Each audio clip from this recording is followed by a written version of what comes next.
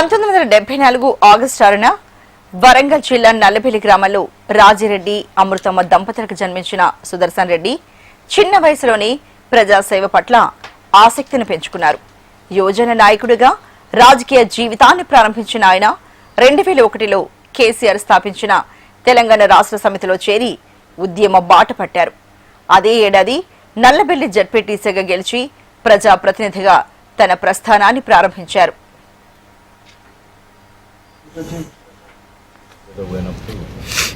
మనోహర్ రెడ్డి గారు నల్ల మనోహర్ రెడ్డి అక్కడ సర్పంచ్ ఆయన సంగులాల్ గారని ఓంకార్ గారి శిష్యుడు. వాళ్ళిద్దరూ 25 ఏళ్ళ పిల్లోని మాకు అప్పచెప్పారు. ఎన్నికల్లో వేం నరేందర్ రెడ్డి లాంటి చంద్రబాబు నాయుడుకు కుడుభుజంగా ఉండే నాయకుడు సుదర్శన్ రెడ్డి చేతిలో ఓడిపోయాడు జిల్లా పరిషత్ మెంబర్గా. సో అప్పుడే కొత్తగా ఎంటర్ అయ్యాడు కాబట్టి అతను ఒక భవిష్యత్తులో తప్పకుండా ఎదిగే లక్షణాల నాయకుడు అవుతాడని చెప్పి మేము కూడా అనుకున్నాం. నర్సంపేట ప్రజలు కూడా ఆయనను ఆ రకంగానే పెంచి పెద్ద చేశారు. సుదర్శన్ రెడ్డి గారి గురించి చెప్పాలంటే జయశంకర్ గారు ఉన్నప్పుడు ఒకసారి సార్ నేను కూడా తెలంగాణ వచ్చేదాకా పెళ్లి చేసుకోను అని చెప్పి శపథం చేశారు.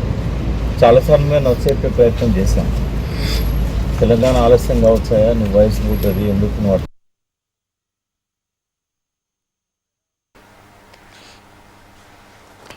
తెలంగాణ రాష్ట్ర సాధన లక్ష్యంగా జరిగిన ప్రతి ఉద్యమంలో కూడా ఆయన ముందుండేవారు. ఉమ్మడి వరంగల్ జిల్లాలో జరిగిన భారీ సభలు, మహాగర్జన వంటి చారిత్రాత్మక కార్యక్రమాల నిర్వహణలో కీలక బాధ్యతలు చేపట్టారు. ఉద్యమ సమయంలో కేసీఆర్ కు అత్యంత సన్నిహితుడిగా, నమ్మకమైన సహచరుడిగా గుర్తింపును పొందారు.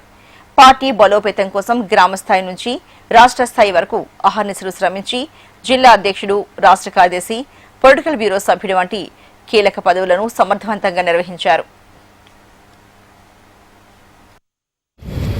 తెలంగాణ కోసం ఎన్నో పోరాటాలు చేశాడు. తెలంగాణ కోసం ప్రాణాలను తెగించి పనిచేశాడు.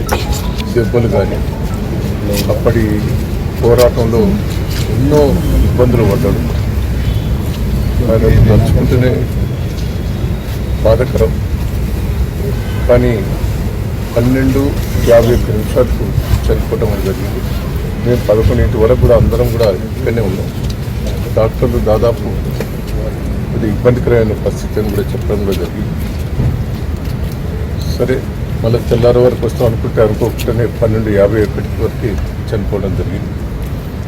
ఇప్పుడు 6 రోజులు పాపం డాక్టర్లు కానీ అందరూ కూడా కృషి చేశారు. పెద్దిగారు బతకాలి, పెద్దిగారు బతకాలి. మా వరంగల్ జిల్లాకు ముఖ్య నాయకుడు. వాస్తవంగా అన్ని తీర్లా పోరాటాలు చేశాడు. జ్ఞానం ఉన్నది, అనుభవం ఉన్నది. ఆ నర్సంపేటను వరంగల్ డెవలప్మెంట్లో ఒక ప్రముఖ పాత్ర ఉన్నది. మన పోవటం ప్రతి ఒక్కరు బాధపడుతున్నారు.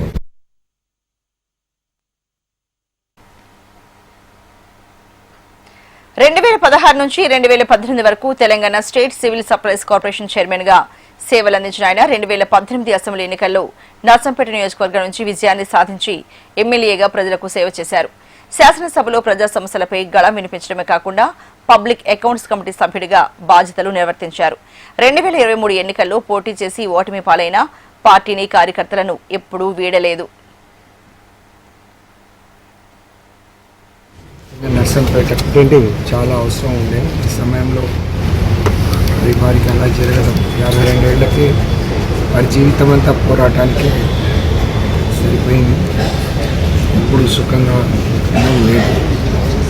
ఆ రోజు భగవంతుడు ఆయనకు ఏదో ఆయన పట్ల కనికరం చూపించినట్టు అనిపించింది. ఇంతమంది అభిమానులు మరి తెలంగాణ వాదులందరూ ప్రార్థనలు ఫలించినాయని అనుకుంటున్నారు. కానీ ఆ రోజు రోహిణి డాక్టర్ల బృందం గొప్పగా ఆయనకు సేవలు అందించి తిరిగి కోలుకునే అవకాశం ఇస్తే 5 రోజులుగా యశోద హాస్పిటల్ మొత్తం యాజమాన్యం అంతా సొంత బిడ్డలాగా చూసుకున్నారు. కానీ భగవంతుడు ఎందుకో తనకు అన్యాయం చేసింది. చాలా దురదృష్టకరం. ఇది కుటుంబంతో పాటు నర్సంపేట ప్రజలతో పాటు బీఆర్ఎస్ పార్టీకి అందరికీ కూడా వ్యక్తిగతంగా తీరని లోటు. నిజంగా ఇది ఎవరు పూడ్చలేనిది. ఇప్పుడే దయాకర్రావు గారు అన్నట్టు ఇక్కడ నుంచి 5 గంటలకు బయలుదేరి 7 గంటల వరకు వరంగల్, తర్వాత నర్సంపేట తీసుకెళ్ళడం జరుగుతుంది. గడిచిన 5 రోజులుగా వేలాదిగా ఆయన అభిమానులు, శ్రేయోభిలాషులు, కుటుంబ సభ్యులందరికీ వచ్చారు. వాళ్ళందరి ప్రార్థనలు నిజంగా ఫలించలేదు. అందరు సహకరించి ఇవాళ కూడా పూర్తి స్థాయిలో సహకరించి విజ్ఞప్తి చేస్తూ ఉన్నాం. మరి వచ్చే వాళ్ళకు అన్నీ ఆయనందరూ ఆయనను చూడగలిగే ఏర్పాట్లు అందరం కలిసి